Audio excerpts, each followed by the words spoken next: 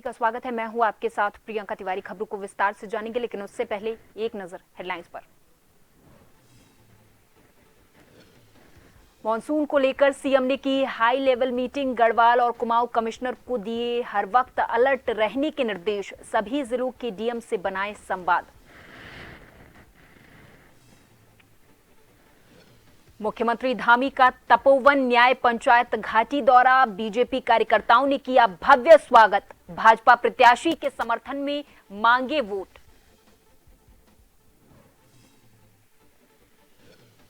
राजभवन में परिवार मिलन कार्यक्रम। राज्यपाल ने सुनी अधिकारियों और कर्मचारियों की समस्याएं, जल्द समाधान के दिए निर्देश।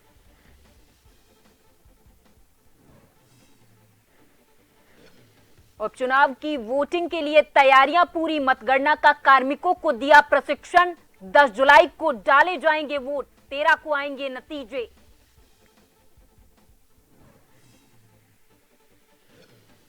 और उत्तराखंड में भारी बारिश का रेड अलर्ट। भूस्खलन की वजह से 100 से ज्यादा सड़कें बंद। चारधाम यात्रा रोकी गई। उत्तराखंड में भारी बारिश का अलर्ट जारी।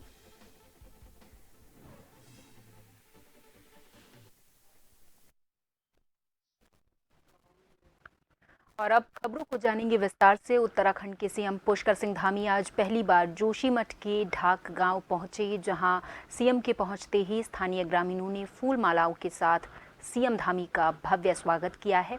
बता दें कि आज पुष्कर सिंह धामी का जोशीमठ ब्लॉक में कई गांवों में क्षेत्र भ्रमण का कार्यक्रम था।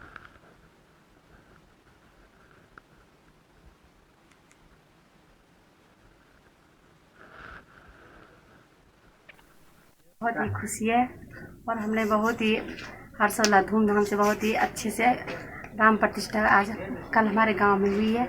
और हमारे माननीय मुख्यमंत्री जी भी आए थे हमारे मंदिर में। उन्होंने भी मंदिर राम जी के दर्शन किए और बहुत ही खुशी है। यहाँ की एक 80 साल की बुजुर्ग महिला जिन्होंने ये जमीन दान की है, जो कि रोड साइड में मंदिर के लिए, उन्होंने जब हम उनके पास गए उन्होंने बोला मैं अपने आंखों से देखना चाहती हूँ कि जो मैं दान करूँ प्रभु को कर रहा हूँ। और उन्हीं के परिवार में फकीरानंद सेमवाल जी थे, उन्होंने भी मतलब जिंदा रहते जमीन दान की। भगवान उनको अपनी चरणों में रखे, अपने बैकुंठ में रखे। मैं ऐसी आशा करता हूँ प्रभु राम जी से।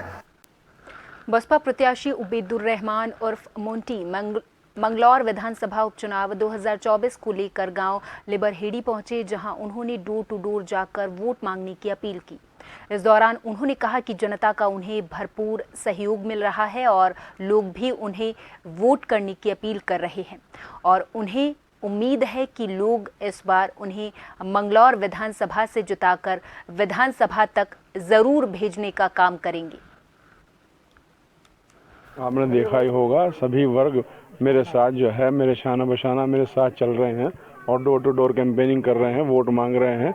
ये हमारे लिए बहुत ही सौभाग्य की बात है और उनकी उम्मीदों पर हम पूरा खरा उतरने का काम करेंगे। मंगलौर के कुछ लोगों ने आज देखिए, ये उनका प्यार है और कहीं ना कहीं वो मुझ में ये देखते हैं कि भाई जिस तरह मेरे वालिद साहब, मेरे पिताजी काम किया करते थे, मैं भी उनके तरह उनके लिए ऐसे ही शाना बशाना 24 घंटे उनकी सेवा में हाजिर रहूँगा और मैं उनकी उम्मीदों पर उन्हें मायूस नहीं करूँगा, पूरा खरा उतरूँगा।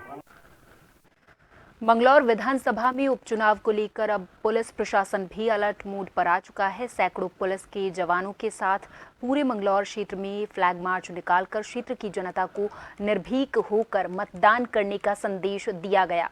इस दौरान कई थानों के एसओचओ और पुलिसकर्मी मौजूद रहे। साथ ही मंगलौर में कोतवाली इंचार्ज, मंगलौर चौकी इंचार्ज सहित सीओ मंगलौर और एसपी देहात मौजूद रहे।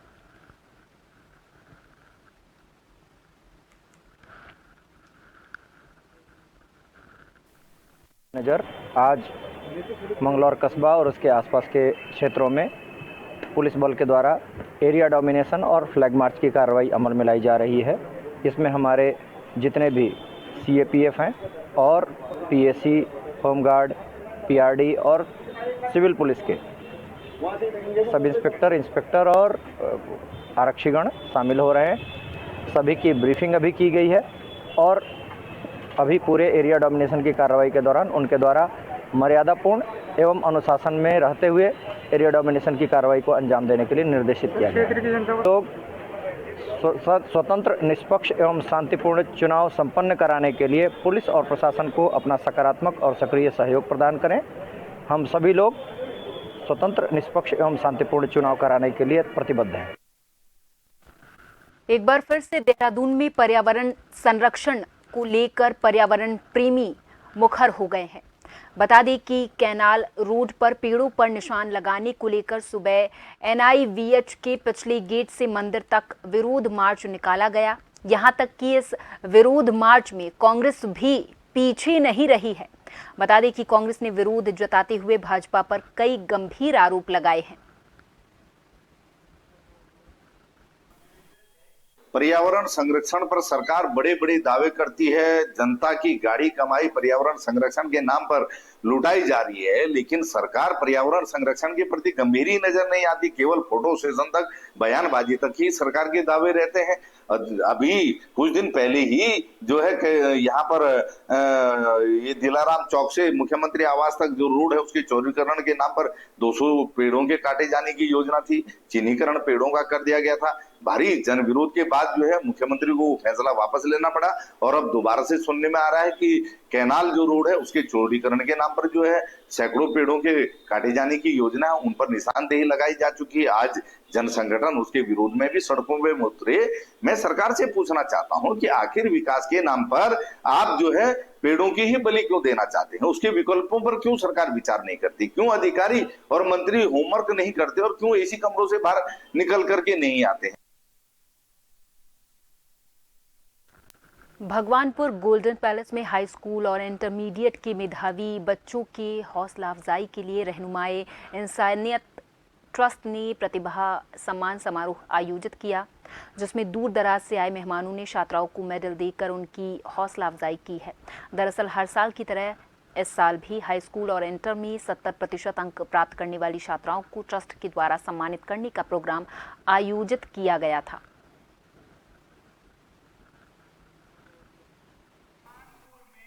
आज 7 जुलाई है। रहनुमा इंसानियत की तरफ से तहसील भगवानपुर में जो 10वीं और 12वीं जो पास हुए हैं उनमें 70% से जो ऊपर नंबर लेकर के आए हैं उनको सम्मानित करने का रहनुमा इंसानियत की तरफ से ये प्रोग्राम है।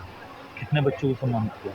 आज जो सम्मानित जो बच्चे हैं वो 65 बच्चे हैं जो तहसील भगवानपुर में उन्होंने अच्छे नंबरात लाए हैं, अच्छे अंक लेकर के आए हैं। रहनुमा इंसानियत की तरफ से उनको बहुत बहुत मुबारकबाद। अच्छा, सर्व समाज के बच्चे हैं या एक ही कम्युनिटी के बच्चे हैं? यहाँ पर तो सिर्फ मुस्लिम ही बच्चे हैं। हमने देखा कि वो से प्रोग्राम हुए हैं दलित समाज के, सैनी समाज के, गुर्जर समाज के, उन्होंने अपने अपने बच्चों को प्राइज़ दिए हैं। तो हमने पिछले साल भी प्राइज़ दिए थे, तो इस साल तो ये हमारे अपने बच्चे हैं, लेकिन हम कोशिश करेंगे अगले साल से जो है जो सभी जो बच्चे हैं उनको हम सम्मानित करें। भगवानपुर में रहनुमाए इंसानियत वेलफेयर ट्रस्ट की हाई स्कूल और इंटर में कामयाब होने वाले स्टूडेंट्स को ऑनर है। तो मैं समझता हूँ ज़िंदगी में ये जो ऑनर है, उत्साहवर्धन है, हौसला अफजाई है, ये बहुत ज़रूरी है और ख़ास तौर से स्टूडेंट्स के अंदर। मैं समझता हूँ उनको एक नई ज़िंदगी, एक नई एनर्जी, एक नया जोश, एक नया बलबला इनके अंदर आया होगा और ये आने वाली ज़िंदगी में और मेहनत करेंगे। और ये प्रोग्राम प्रेरणादायक एक आदमी के अंदर एक तहरीक पैदा करता है कि अगर आज किसी को ऑनर मिला तो कल मुझे मिलना चाहिए। और मैंने कक्षा 10th में 90% नंबर से टॉप किया है। मैंने अपनी 10th क्लास में अपनी पूरी मेहनत की और जिस मेहनत से कामयाबी हासिल की।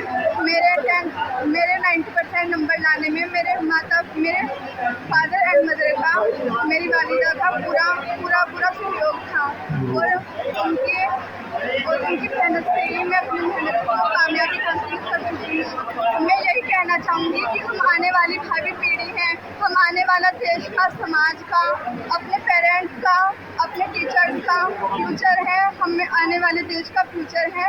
हमें अपनी पूरी मेहनत के साथ कामयाबी हासिल करनी है और विश्व के अंदर अपने देश का नाम रोशन करना है।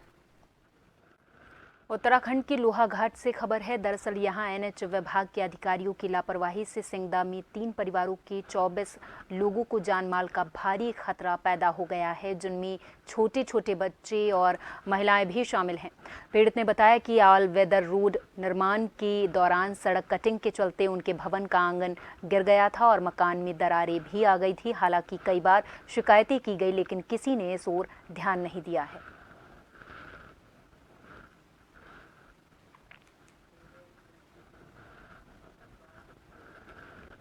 उत्तराखंड के रामनगर शहर में आसपास के इलाकों में लगातार हो रही तेज मूसलाधार बारिश की वजह से बरसाती नाले और नदियां पूरे तरीके से उफान पर हैं। यहां तक कि प्रसिद्ध गर्जिया देवी मंदिर की तलहटी में बह रही कोसी नदी का जलस्तर भी लगातार बढ़ता जा रहा है, जिसे देखते हुए नदी किनारे प्रसाद बेचकर अपने परिवार का भरण पोषण करने वाले प्रसाद विक्रेताओं के आगे रोजी रोटी का संकट गहराने लगा है। ये कल शाम से बहुत बरसात हो रही है, पानी बढ़ता जा रहा है, कोई पता नहीं है अब कब ज़्यादा पानी बढ़ जाए, इसलिए सब अपना सामान बचा रहे हैं। अब ये पानी बढ़ने के वैसे सामान बता रखे, मतलब 2-3 घंटे में बढ़ सकता पानी, कोई पता नहीं है, शाम तक भी बढ़ सकता। बारिश अगर पूरे दिन रही तो पूरा भर जाएगा, ये पूरा एरिया भर जाता है। क्या आप लोगों ने दुकानें सारी खाली करके सामान कहाँ रखा है? सामान ये पुल पे रखा हुआ है, कुछ उधर ले गए आगे घर पे। हमने यहाँ का सामान सारा उठा के जो इधर रख रखा पुल पे। ऐसे बोलो ना कि हमने यहाँ का अपनी दुकान का सामान उठा के पुल पे रख रखा है सारा, और कुछ घर ले गए अपने, कोई पता नहीं है, बाढ़ कभी भी आ सकती है। पानी का बहाव बढ़ा है, इस वजह दुकान खाली करते हैं। पानी बढ़ जाएगा तो सब सामान बह जाएगा हमारा। 2-3 बार तो बह गया, आपके साथ हमने फटाफट हटा दिया है इस वजह से। हल्द्वानी में पिछले 24 घंटे से लगातार हो रही मूसलाधार बरसात की वजह से जहां एक ओर शहर के कई इलाकों में जलभराव की स्थिति पैदा हो गई है, सिटी मजिस्ट्रेट और तहसीलदार ने लोक निर्माण विभाग के अधिकारियों और टीम के साथ मिलकर जलभराव की स्थिति से निपटने के लिए पानी को डाइवर्ट करने के निर्देश दिए हैं और मौके पर ही काम शुरू करवाया है। वहीं दूसरी तरफ पहाड़ों में हो रही लगातार बरसात की वजह से गौला बैराज से 20,700 क्यूसेक पानी छोड़ा गया है। इसके साथ ही गौला नदी से सटे हुए शांतिपुरी इलाके तक लोगों को सतर्क रहने के निर्देश भी दिए गए हैं। साथ ही संवेदनशील नदी किनारे रहने वाले लोगों को सुरक्षित स्थानों पर जाने के लिए भी कहा गया है। पिछले 24 घंटे से स्वाला में बंद पड़े टनकपुर चंपावत NH 9 को रविवार शाम को खोल दिया गया है। NH खुलने के बाद फंसे हुए वाहनों को सावधानी पूर्वक निकाला गया है। लगातार बारिश के कारण स्वाला में NH को खतरा लगातार बना हुआ है। मशीन लगातार NH खोलने में जुटी हुई थी। फिलहाल बारिश जारी है, इसे देखते हुए NH कभी भी फिर से बंद हो सकता है।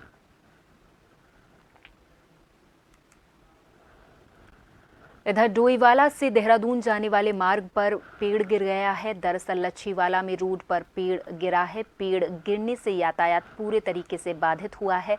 बिजली के तारों के पेड़ की चपेट में आने से बिजली आपूर्ति पूरे तरीके से ठप हो गई है। हालांकि सूचना मिलते ही डोईवाला की स्थानीय पुलिस मौके पर पहुंची, ट्रैफिक डाइवर्ट कर दिया गया है। पेड़ को काटकर हटाने का काम किया जा रहा है।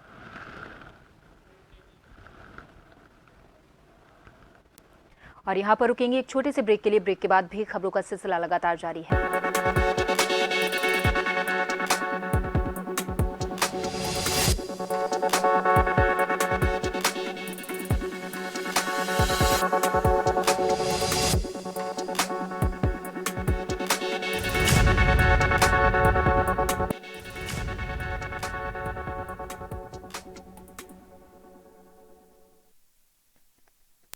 के बाद एक बार फिर से आप सभी का बहुत स्वागत है। खबरों को विस्तार से जानेंगे। उत्तरकाशी भटवाड़ी प्रखंड के टकनौर क्षेत्र के पाला गांव में हिंदू पंचांग तिथि के मुताबिक 22 गते आषाढ़ को लगने वाला पौराणिक फुलियारी मेला हर साल की तरह इस साल भी धूमधाम से मनाया जाएगा। उच्च हिमालयी क्षेत्र के राजा टकनौर क्षेत्र के क्षेत्राधिपति भगवान समीश्वर देवता का भव्य और दिव्य फुलियारी आषाढ़ मेला आज 22 गते आषाढ़ को ग्राम पाला में समीश्वर देवता प्रांगण में संपन्न हुआ है, जहां भगवान समीश्वर देवता ने अपना प्रसिद्ध डांगरिया आसन लगाकर लोगों को अपना आशीर्वाद प्रदान किया है।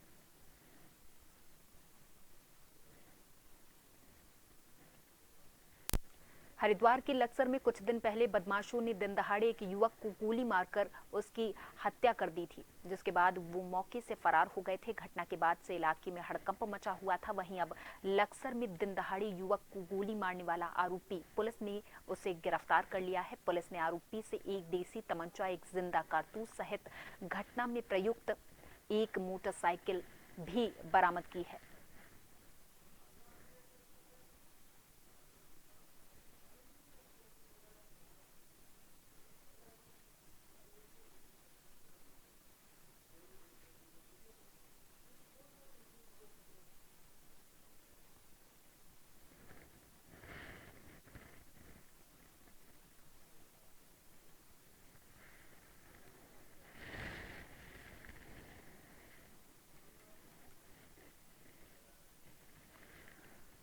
खबर रामनगर से है, जहां शनिवार की देर रात जंगल में भटके 4 युवकों को कालाढूंगी थानाध्यक्ष भगवान मेहर और उनकी टीम ने सकुशल रेस्क्यू किया है। बताया जा रहा है कि कार से कोटाबाग क्षेत्र के जंगल में हल्द्वानी से घूमने आए थे ये सभी। इसी बीच जंगल के बरसाती नाले में अचानक भारी पानी आने से इन युवकों की कार खराब हो गई थी।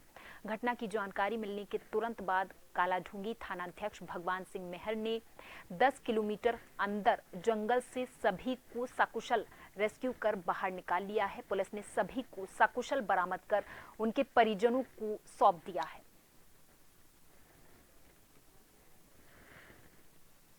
आपको बता दें कि शनिवार की देर रात कालाढूंगी थाना क्षेत्र के अंतर्गत कोटाबाग घूमने आए हल्द्वानी के 4 युवक जंगल में अचानक जंगल का पानी नाले में पानी का बहाव तेज होने के कारण ये चारों युवक फंस गए। बताया जाता है कि इन युवकों की कार खराब हो गई। इसी बीच अचानक जंगल का बरसाती नाला उफान पर आ गया, जिस कारण ये चारों युवक फंस गए। घटना की जानकारी मिलने के तुरंत बाद कालाढूंगी के थाना अध्यक्ष भगवान मेहर अपनी पुलिस टीम के साथ मौके पर पहुंचे। उन्होंने कड़ी मशक्कत के बाद रेस्क्यू अभियान चलाते हुए इन चारों युवकों को सकुशल रेस्क्यू करते हुए बाहर निकाला और थाने लाकर उनसे पूछताछ की। तो वहीं चारों युवक जो हल्द्वानी के बताए जा रहे हैं, इन्होंने कालाढूंगी पुलिस और कालाढूंगी के थानाध्यक्ष भगवान सिंह मेहर का आभार व्यक्त किया है। तो वहीं कालाढूंगी के थानाध्यक्ष भगवान मेहर ने सभी से अपील भी की कि वर्तमान में बरसात का दौर शुरू हो चुका है और लगातार बारिश जिस प्रकार बढ़ती जा रही है उसको लेकर बरसाती नाले और नदी उफान पर। उन्होंने सभी लोगों से अपील भी की है कि बरसात के दौरान अपने घरों से ना निकले और नदी नालों को पार ना करें, जल स्तर कम होने के बाद ही पार करें। तो वहीं उन्होंने ये भी बताया कि लगातार कालाढूंगी थाना क्षेत्र की पुलिस समय समय पर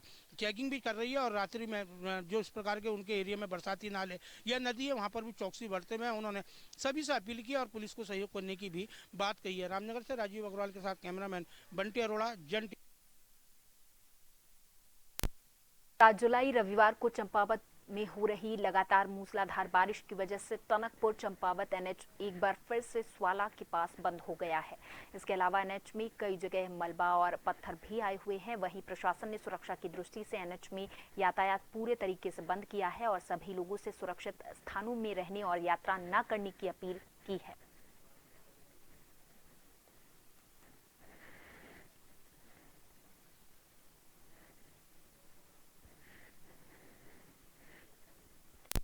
इधर हल्द्वानी में भारी बारिश की वजह से एक बार फिर से कहर मचा हुआ है। पहाड़ों में लगातार हो रही भारी बारिश की वजह से कलसिया नाला उफान पर है, जिसके चलते कई मकान खतरे की जद में आ गए हैं।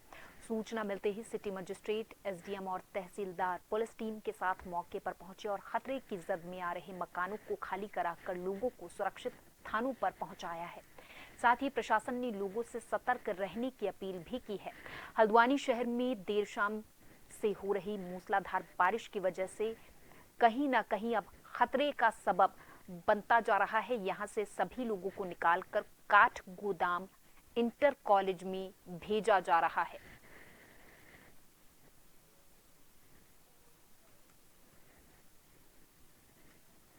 भारी बारिश को देखते हुए सभी अधिकारी यहाँ पे सिटी मजिस्ट्रेट साहब हैं और बाकी राजस्व विभाग के अधिकारी हैं और सारा स्टाफ यहाँ पे लगा हुआ है। जो कलसिया के किनारे वाले इलाके हैं और रक्षिया के किनारे वाले इलाके हैं, इनमें अनाउंस भी कर दिया गया है और कलसिया में जो बहुत संवेदनशील हैं उनको शिफ्ट करके जीआईसी भेजा जा रहा है। कितने परिवार से जो ये खतरे में मकान है? देखिए अभी 3 परिवार को अभी भेज चुके हैं और बाकी परिवारों को भी कुछ जो बहुत अति संवेदनशील है उनको अभी खाली करा के भेजा। ये अभी अलर्ट आया है, आज और कल नैनीताल में भारी बारिश बताई गई है। अभी बारिश का करीब 1-1.5 घंटे से लगातार चालू है और जो ये हमारे शहर और उसके आसपास के नाले हैं वो उफान पे हैं। हम लोग अभी ये कलसिया नाले के आसपास हैं, अनाउंसमेंट कराया जा रहा है। सभी लोग जो संवेदनशील क्षेत्र हैं उनमें रह रहे हैं उनसे अनुरोध किया जा रहा है कि वो वहाँ न रहें। कुछ घरों को हमने यहाँ पे खाली भी कराया गया है। वैकल्पिक व्यवस्था भी प्रशासन के द्वारा की गई है रहने की, अन्य जो आवश्यक वस्तुएं हैं उनकी। और सभी से अनुरोध है कि लगातार सतर्क रहें, जो भी एडवाइजरी जारी होती है उसका पालन करें। पिछले 4 दिनों से चंपावत में पर्वतीय क्षेत्रों में लगातार हो रही मूसलाधार बारिश की वजह से जिले की सरयू, रामगंगा और शारदा नदियां उफान पर हैं। वहीं टनकपुर और बनबसा क्षेत्र में शारदा नदी का जलस्तर खतरे के निशान को पार कर चुका है, जिस कारण पुलिस ने बनबसा में नेपाल को जोड़ने वाले अंतर्राष्ट्रीय पुल को यातायात के लिए बंद कर दिया है। शारदा बैराज चौकी प्रभारी ललित पांडे ने जानकारी देते हुए बताया कि रविवार को भारत नेपाल को जोड़ने वाले बनबसा पुल पर यातायात को बंद कर दिया गया है।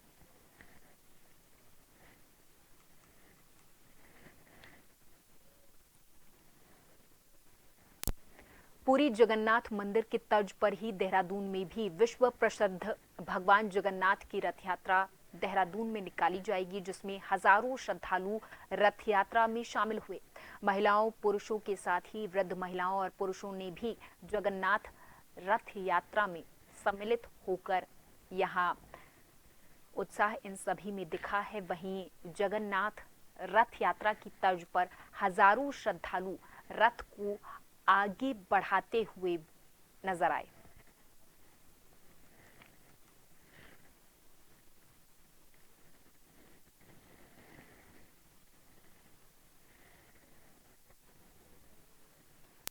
विश्व प्रसिद्ध भगवान जगन्नाथ रथ यात्रा देहरादून में भी धूमधाम से निकाली गई है। उड़ीसा के जगन्नाथपुरी मंदिर की तर्ज पर देहरादून में निकाली गई भव्य जगन्नाथ रथ शोभा यात्रा में हजारों की संख्या में भक्तगण शामिल हुए हैं। इस बार यात्रा में 15 फीट लंबाई का रथ बनाया गया था और इसके साथ ही झांकियां भी निकाली गई हैं। रथ यात्रा राजधानी देहरादून की परिक्रमा करते हुए जगन्नाथ मंदिर में जाकर समाप्त हुई है। जगह जगह पर जगन्नाथ यात्रा का फूलमालाओं से भक्तगणों ने स्वागत किया है। यात्रा समाप्त होने के बाद सभी श्रद्धालुओं और भक्तों को प्रसाद वितरित किए गए हैं।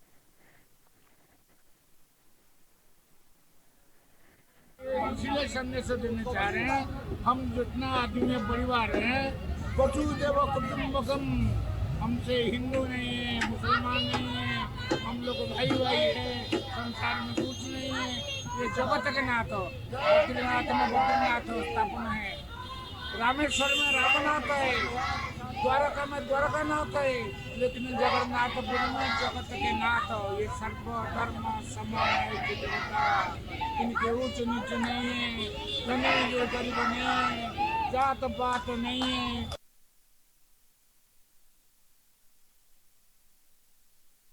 और इसी के साथ उत्तराखंड के इस खास बुलेटिन में अभी के लिए मेरे साथ बस इतना ही। आप देखते रहें जन।